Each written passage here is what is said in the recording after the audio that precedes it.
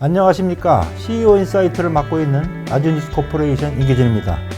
오늘은 서강대 허윤 교수님을 모셨습니다. 허 교수님 귀한 시간 내주셔서 감사합니다. 감사합니다. 예, 지금 세계 경제는 보호무역 시대라고 해도 과언이 아닙니다. 미국과 유럽연합은 자국 산업을 보호하기 위해 관세 장벽과 보조금 지급을 대놓고 하고 있습니다. WTO 체제가 사실상 무너졌다는 얘기도 나오고 있습니다. 앞으로 보호무역주의는 더욱 거세질 것으로 보입니다. 수출로 먹고 사는 한국 경제의 암울한 소식입니다. 한국 경제는 어떻게 대응해야 할지 허윤 교수님의 해안을 듣겠습니다. 예, 허 교수님 우선 통상 환경 변화에 대해 묻겠습니다. 예, 오늘 11월 미국 대선을 앞두고 바이든, 트럼프 가운데 누가 대통령이 될지 좀 아직은 예측하기 어렵습니다. 바이든과 트럼프의 한국에 대한 통상 정책은 크게 다른지요? 네, 바이든 같은 경우에는 만약에 이번에 재선된다라고 하면 지금까지 쭉 해왔던 정책들을 계속할 그런 연장선상이 있기 때문에 큰 변화는 없을 것 같고요. 네. 다만 트럼프가 재집권을 하게 된다면 상당한 변화는 있을 것 같습니다. 예, 예. 큰 목표나 목적에 있어서는 크게 다르지 않지만 네. 그 목적이나 목표를 이루기 위한 방법에 있어서는 차이가 있습니다. 가령 트럼프 같은 경우에는 이 균형 무역을 굉장히 중시합니다. 네. 무역 수지 어떤 나라가 미국에 대해서 흑자를 내고 있느냐. 예. 흑자를 내는 나라에 대해서는 가령 한국, 일본, 독일, 뭐 중국 이렇죠. 근데 네네. 반감을 넘어서 상당한 적개심을 가지고 있고요. 그렇기 예. 때문에 이런 무역 수지 대미 흑자국에 대해서는 관세를 부과한다거나 하는 상당한 압박을 가할 것으로 보이고요. 네. 한국 입장에서는 그동안 바이든 대통령이 한국을 우방국으로서 일정한 우방국의 어드밴티지를 준 게 사실이거든요. 네네. 그렇지만 트럼프 집권 2기에 만약에 들어선다라고 하면 네. 그런 여러 가지 어드밴티지는 사라질 것이다 이렇게 네. 보고 있습니다. 트럼프 대통령 시대가 열리면 하여튼 더 지금보다 어려워질 것으로 보이네요. 네. 그리고 중국에 대한 그 통상 정책도 좀 서로 많이 다를까요? 중국에 대해서 기본적으로 tough on China, 중국에 대해서 중국을 좀 거칠게 다루자라고 하는 것은 워싱턴의 초당적인 어떤 컨센서스가 형성되어 있다 이렇게 보이는데요. 네. 다만 여기에 있어서도 방법론에서는 차이가 있습니다. 가령 바이든 행정부 같은 경우에는 우방국들을 활용을 해서 네. 중국을 촘촘하게 다자적으로 압박하는 이런 방식을 취하고 있다라고 하면 네. 트럼프는 일기에서 보여줬듯이 상당히 일방적이고 네. 또 양자적이고 네. 그리고 동맹을 그렇게 중시하지 않습니다. 그래서 트럼프 스스로가 자신이 협상가의 역할을 잘할 수 있다라고 믿고 있고요. 네. 또 일정한 협상가 역할을 할 수 있을 것 같습니다. 그렇지만 말씀드린 대로 중국에 대한 미국의 기본적인 방침, 중국을 지금의 상태로서는 곤란하다라고 하는 이 큰 어떤 정책적인 방향성은 초당적으로 지속될 것으로 그렇게 보입니다. 네. 바이든 현 대통령이 재선하면 인도 태평양 전략이라든가 인플레이션 감축법, 핵심 광물 안보 파트너십 등 대외 정책 기조에 뭐 당연히 변화는 크지 않을 것으로 보입니다. 하지만 트럼프가 당선되면 세 가지 전략의 변화가 있을 것 같은데요. 어떻게 보십니까?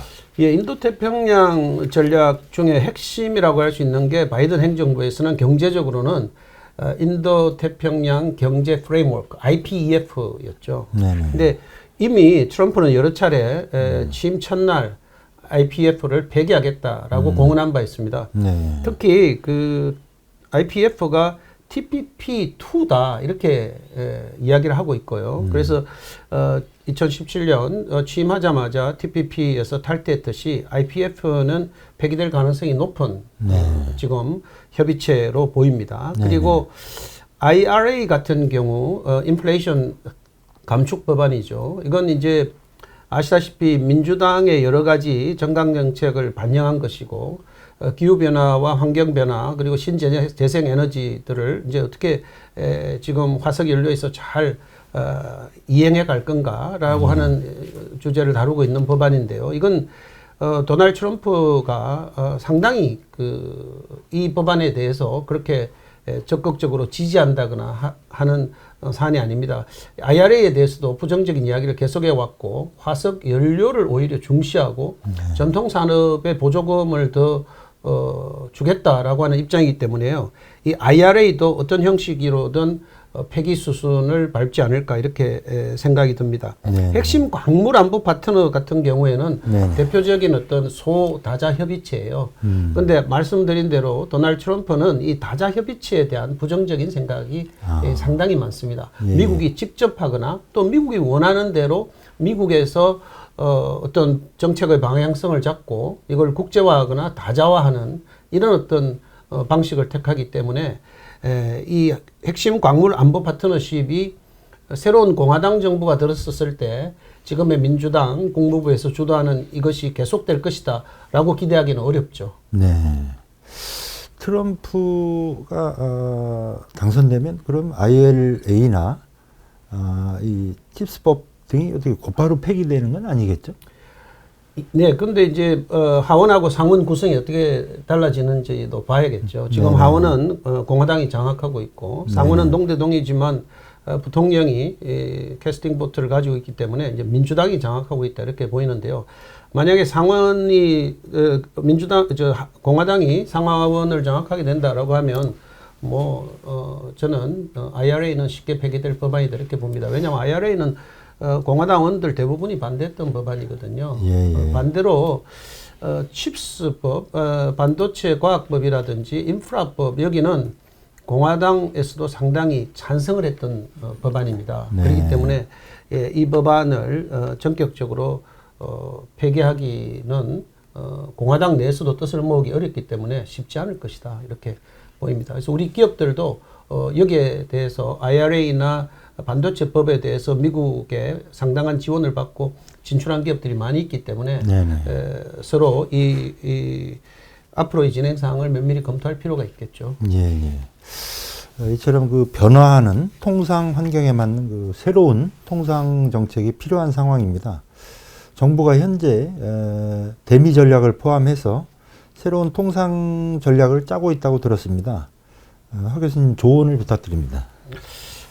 우선은 올해 그 대미 무역 수지 흑자 규모를 조금은 관리할 필요가 있지 않나 이렇게 생각됩니다. 예. 작년에 저희가 대미 무역 흑자가 무려 445억 불입니다. 근데 아까 말씀드린 대로 만약에 도널드 트럼프가 대통령이 된다라고 하면 도널드 트럼프는 한국, 일본, 독일이 중국의 연장선상에서 파악을 하지 동맹국이라고 특별히 다른 어떤 유리한 혜택을 제공하는 게 없습니다. 그렇기 때문에 한국의 입장에서도 미국에 대해서 막대한 무역 흑자를 내는 것은 우리한테는 상당한 부담이 될 것이다 이런 생각이 들고요.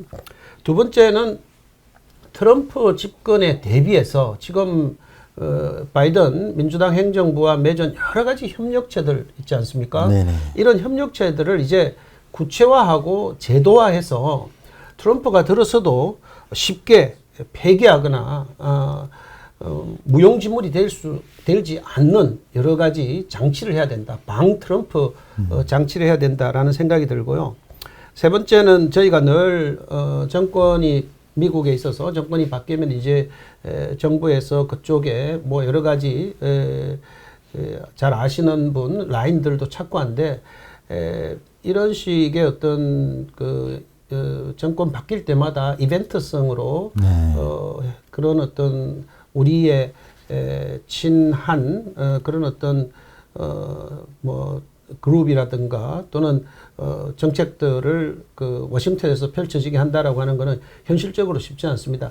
중장기적인 전략으로 네트워킹 전략을 해서 정권에 관계없이 워싱턴에 충분히 우리의 입장을 대변할 수 있는 띵크탱크 그리고 많은 어떤 단체들을 우리가 잘 관리해 나가는 중장기 전략이 필요하지 않나 이렇게 생각합니다. 굉장히 중요한 그 조언인 것 같습니다. 우리나라 기업들은 또 정부 정책과 뭐 별개로 또 각자 또 대처를 해야 될 것 같은데요. 어떻게 좀 해야 될까요?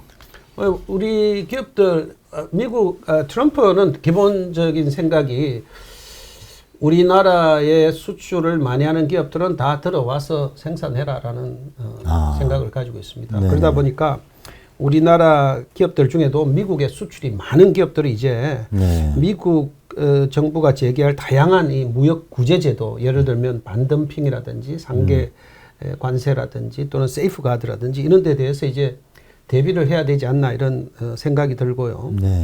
또 하나는 중국산에 우리나라에서 수입이 많고 또 한국에서 미국으로 동시에 수출이 많은 제품 같은 경우에는 미국이 한국을 중국의 초과 물량을 털고 우회 수출하는 기지다라고 간주할 수 있습니다. 네. 그래서 이런 경우에 우리 기업에 각별한 유의가 필요하고요.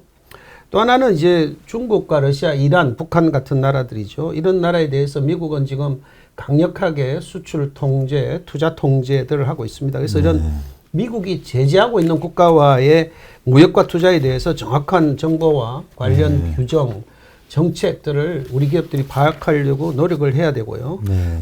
마지막으로는 이제 기업이 주도적으로 공급망 안정성을 확보하고 또 기업이 관련하고 있는 여러 가지 데이터나 기본적인 어떤 시스템 인프라들에 대해서 훨씬 더 체계적으로 과학적으로 보호해야 될 그런 어떤 시기고요. 또 기업이 가지고 있는 핵심 기술이 유출되지 않도록 핵심 기술 유출은 단순히 기업의 손실만 주는 게 아니라 국가적으로도 굉장히 큰 손실을 끼치기 때문에 여기에 대해서도 상당한 어떤 대비가 있어야겠다라는 생각이 듭니다. 네.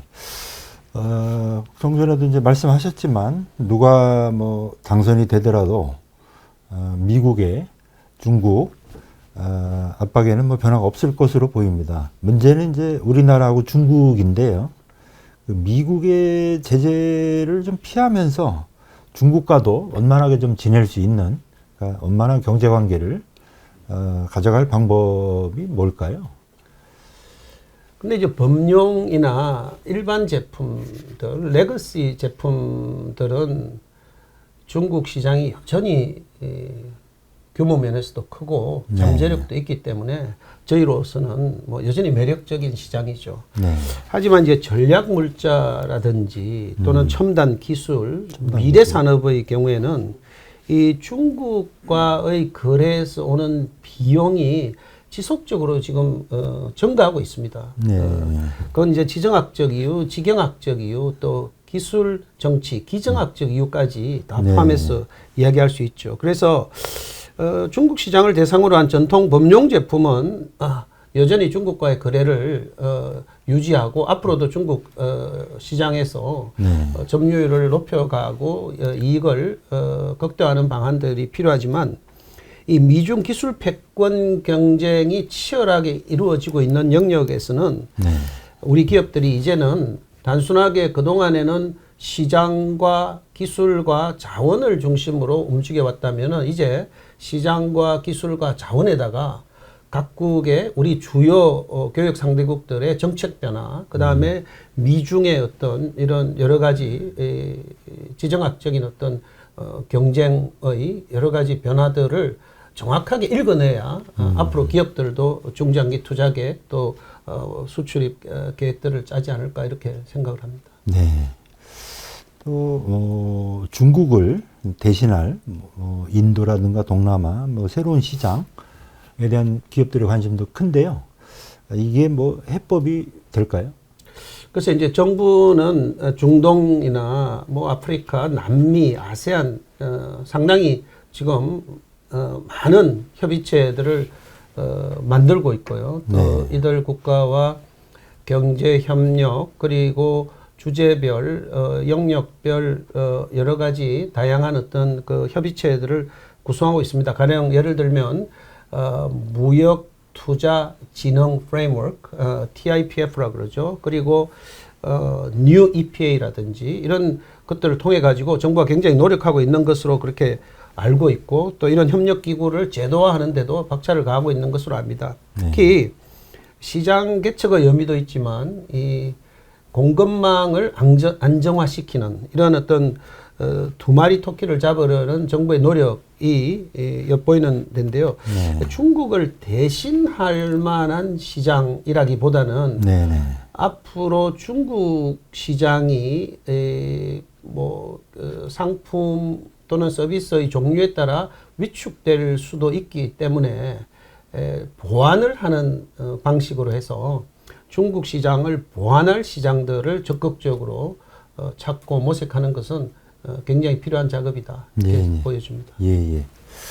현 정부는 상대적으로 중국과 좀 멀어지는 좀 느낌이 듭니다.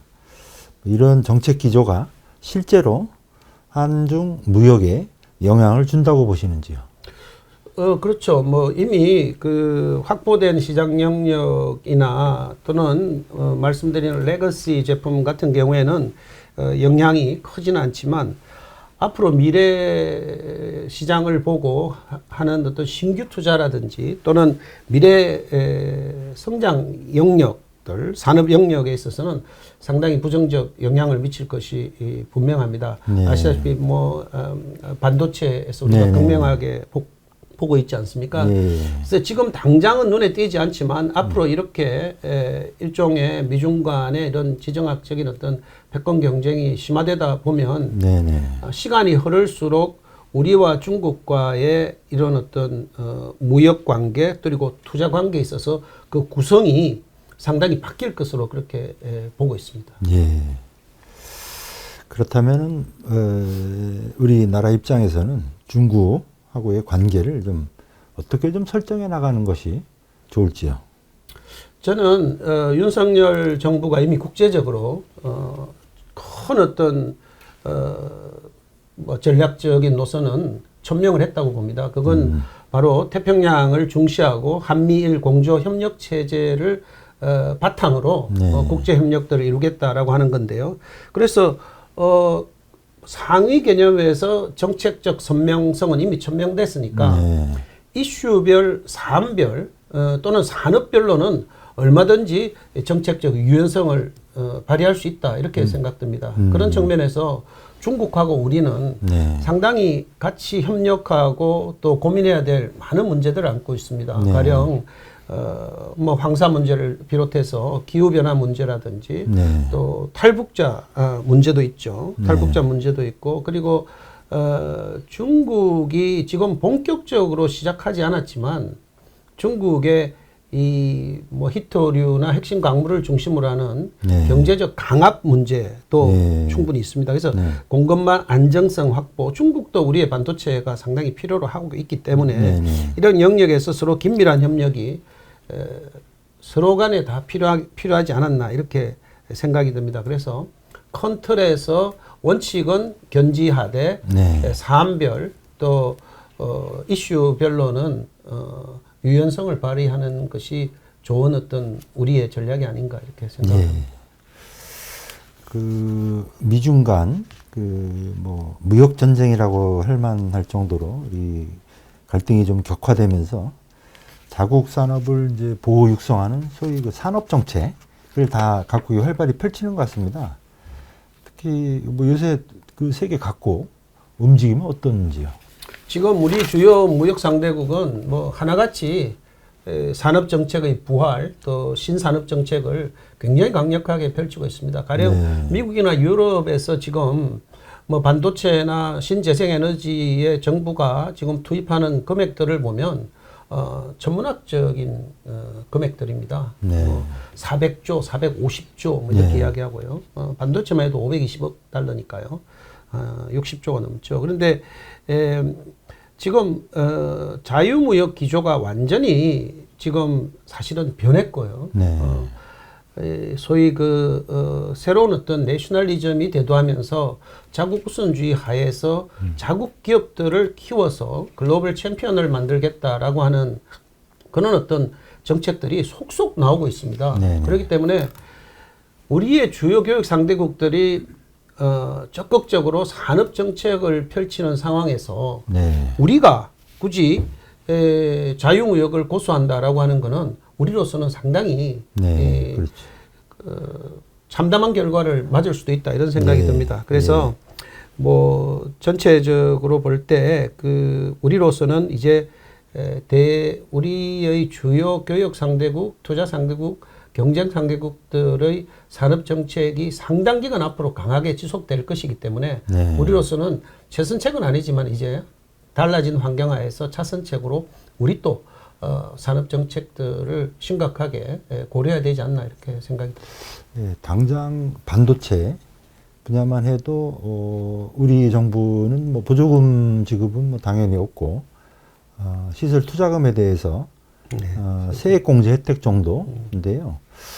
이렇게 해서 뭐 될는지 좀 근본적으로 산업 정책 그게 좀 그 틀을 좀 바꿔야 되는 게 아닌가 싶습니다. 어떻게 생각하시죠? 과거 이제 WTO가 주도하는 이 다자 무역 체제에서 산업 정책이라고 하는 것은 특히 보조금은 그것이 만약에 특정한 기업 또는 특정한 산업을 상대로 보조금이 지급된다라고 하면 그것은 당연히 불법으로 그렇게 간주되었고 우리 정부는 이 WTO 다자 체제의 모범생답게 네. 보조금을 아주 일부 R&D라든지 환경이라든지 또는 낙후 지역이라든지 제외하고는 지급하지 않고 있었죠. 그렇지만 지금 아시다시피 지금 미국과 유럽에서 또 중국에서 새로 입안되는 법안들 대부분이 보조금을 주는 정책입니다. 네.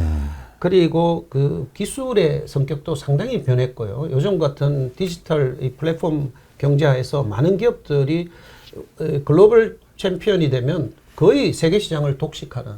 그래서 우리나라의 우리 기업들이 어느 정도 우리 시장을 지킬 수 있는 그런 상황이 아니라 글로벌 챔피언 하나가 전 세계를 석권하기 때문에 우리가 아는 이런 기업들이 상당히 무서운 겁니다. 뭐 알파벳도 그렇고 아마존도 그렇고요. 애플도 그렇고 메타도 그렇고요. 이게 상당히 우리로서는 감당하기 힘든 기업들인데 미국 정부까지 이런 기업들을 지원하고 있다라고 하면 우리로서는 이제 우리 기업들 또 우리 시장을 어느 정도 보호하기 위해서라도 우리 기업에 대해서 일정한 기준과 요건을 설정을 하고 보조금을 지급하는 것은 불가피하지 않나 이런 생각이 듭니다.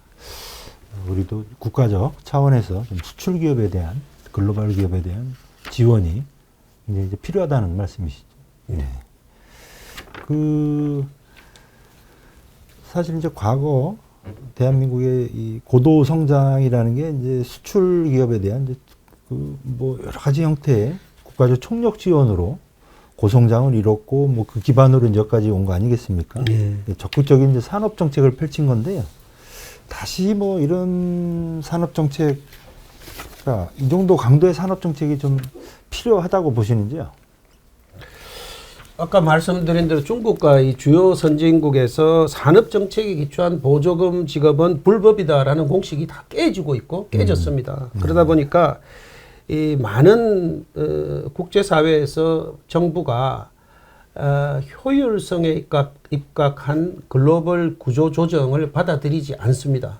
인위적으로 챔피언을 만들고 그 챔피언을 통해서 국가적 부를 창출하겠다라고 하는 거고요. 또 많은 국가들이 국내 제조의 기반, 또 국내 일자리의 기반, 또 국내 공급망의 안정성에 정책의 우선순위를 부여하고 있는 이런 상황입니다. 물론 산업정책도 중요한데 산업정책과 함께 또 고려를 해야 되는 것은 우리나라는 다른 나라에 비해서는 상당히 불필요한 규제도 많습니다. 규제. 예, 그래서 이 정부의 불필요한 규제 완화, 이 불필요한 규제를 완화하면서 산업정책을 통한 지원책을 모색을 하고 아울러 글로벌 환경 변화에 적합한 새로운 어떤 국내 정책들을 모색하는 것이 함께 고려돼야 되는 시점이 아닌가 이렇게 생각이 들고요.